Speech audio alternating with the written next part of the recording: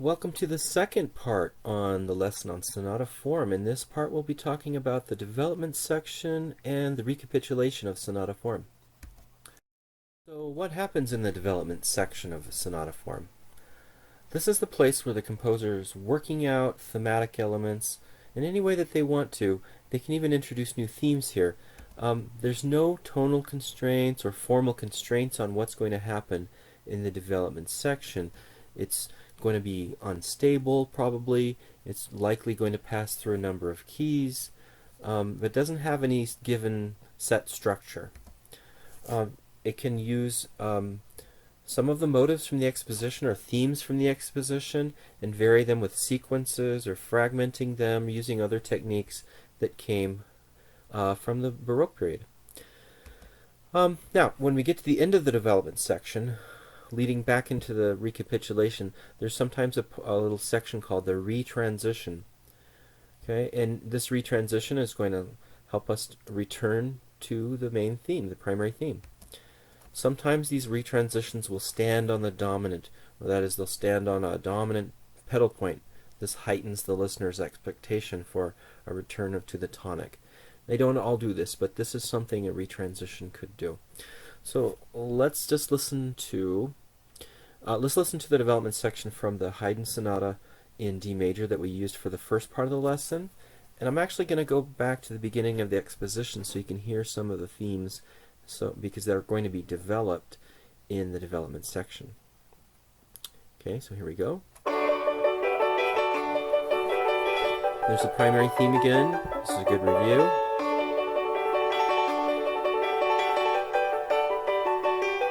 Cadence. Now the transition. Just the regular transition between the two main themes. It's modulating to the dominant. Medial caesura, secondary theme in the dominant key.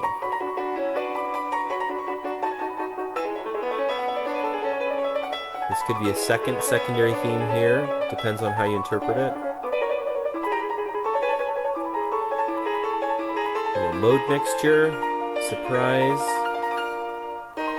moving towards a cadence, closing theme, which is very simple, lots of 5-1. Development. It starts out by developing the primary theme, but it's taking it through various keys. With sort of a new idea here. More sequences.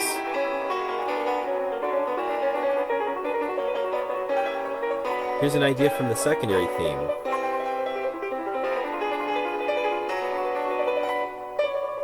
And a cadence from the closing, or the secondary theme. Quick retransition, and we're back to our primary theme. So that's the recapitulation when you hear the primary theme coming back in the home key. Okay, so let's talk about that recapitulation. Its primary function is to provide the feeling of return, to unify the movement as a whole by bringing back the themes from the exposition.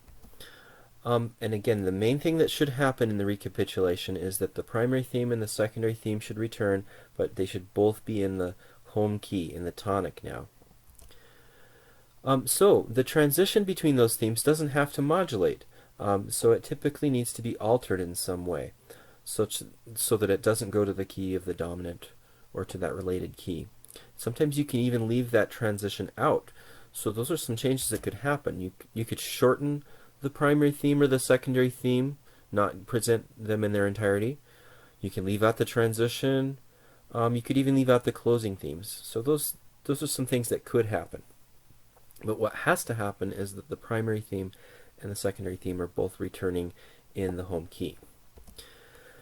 You can even occasionally have new material that comes up in the recapitulation that you haven't had before. This happens with later composers now that when they start experimenting with sonata form, but not as much in Haydn. Let us listen to the recapitulation part of the same piano sonata. I'm going to jump back to about the end of the development section and go from there. Okay, we're moving towards the cadence of the development section. Here's the cadence. Now a little transition, retransition. There's the beginning of the recap, the recapitulation. We hear the primary theme back in the home key, just like it was in the beginning of the piece. Oh! Now this is different from before. This is our transition, and it has been altered.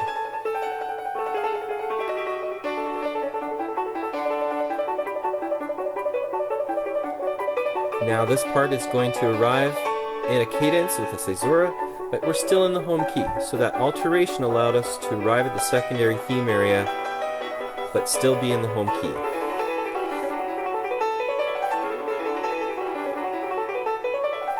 So this is the same material as from the exposition, but now in a different key. Here comes our cadence and the closing themes.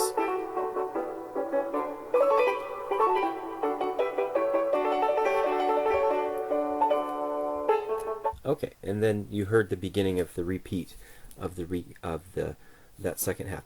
So let's talk about a couple more things here.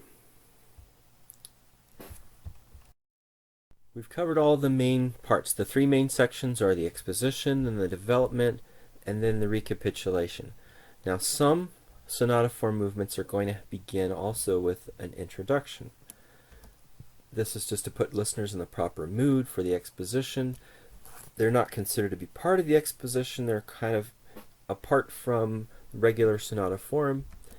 If you had a fast sonata form movement, often you'll have the slow introduction, and then this introduction will end on a half cadence with a pause. It doesn't always do this, but this is typical.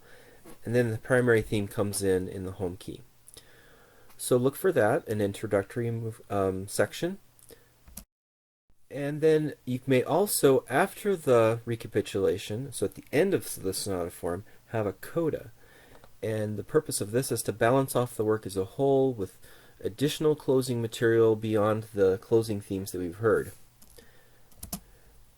So if you had a short movement, you might just add a few extra 5/1 cadences at the end to create this balance.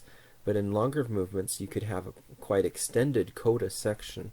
In fact, Beethoven's codas were quite large. He expanded them to such proportions you could even hear them as a second development section. He would develop new themes even in the coda, and would sometimes even present new material there that hadn't been heard elsewhere in the work.